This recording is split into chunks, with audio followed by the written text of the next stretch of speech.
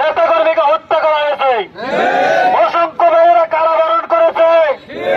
কেউ যদি আমাদেরকে দমিয়ে দিতে চায় আমরা কি দমে যাব?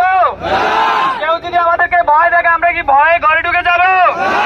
এই জমিনে আল্লাহর দিনকে বাস্তবায়ন করার জন্য যতক্ষণ পর্যন্ত শরীরে আমাদের রক্তবিন্দু থাকবে ততক্ষণ পর্যন্ত আমরা এই ময়দানে কাজ করে যাব। পারবেন আপনারা? এই দাড়িপাল্লাকে বিজয়ী করার জন্য আপনারা কাজ করতে পারবেন, পরিশ্রম করতে পারবেন? আপনারা যদি এই ময়দানকে উর্বর করতে চান, দাড়িপাল্লাকে বিজয়ী করতে চান, তাহলে আপনাদেরকে কাজ করে যেতে হবে। আমার সামনে উপস্থিত বুনিয়ারহাট বাজারের ব্যবসায়ীবৃন্দ, আজকের গণমিছিলের উপস্থিত শ্রোতামণ্ডলী, আমরা ইতিমধ্যে জানতে পেরেছি গণতন্ত্রের জন্য যিনি লড়াই করেছেন বেগম খালেদা জিয়া খুবই অসুস্থ।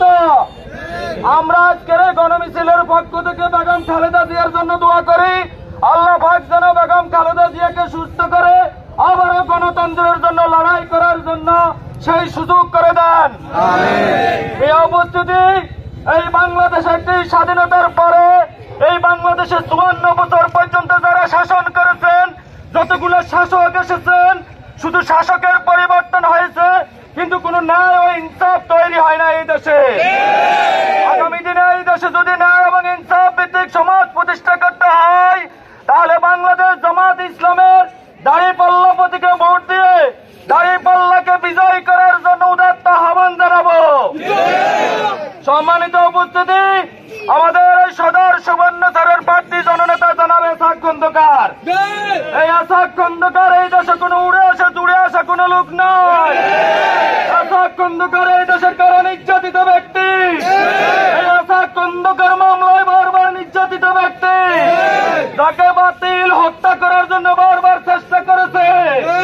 সেই এসাক খন্দকার নিয়ে তোমরা যারা কথা বলো তাদেরকে সাবধান করে দিতে চাই। আমরা ইতিমধ্যে দেখেছি বাংলাদেশকে নিয়ে আবার নতুন ষড়যন্ত্রের পাত পেতেছে।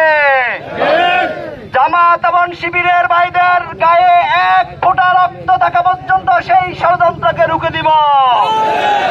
প্রিয় ভাইয়েরা, আপনারা লক্ষ্য করেছেন বাংলাদেশ জামাত ইসলামীর পাবনা জেলা আমিরকে যারা সন্ত্রাসী হামলা করেছেন তাদেরকে অতিবিলম্বে গ্রেফতার করতে হবে। বাংলাদেশে কোনো ঠাঁই হবে না। যারা প্রকাশ্যে গুলি করে, যারা প্রকাশ্যে মানুষকে হত্যা করে, তাদের স্থান বাংলাদেশে আর দেওয়া হবে না।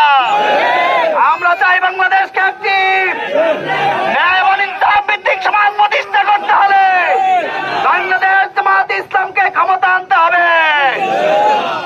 আমার আপনারা দেখেছেন বাউল এবং ফাউল সরকার, যিনি কোরআন অবমাননা করেছেন, যিনি মুসলমানদের হৃদয়ে আঘাত করেছেন, যা তার পক্ষে যারা নিয়েছে তাকে মুসলমান হতে পারে।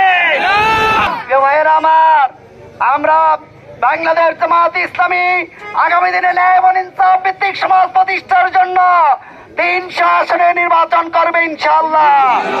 তার ধারাবাহিকতা নোয়াখালী 4 আসনে জননেতা ইসহাক খন্দকারকে দাঁড়িপাল্লা মার্কা ভোট দিয়ে আগামী সংসদে যাওয়ার জন্য আমরা সুযোগ করে দিব ইনশাআল্লাহ।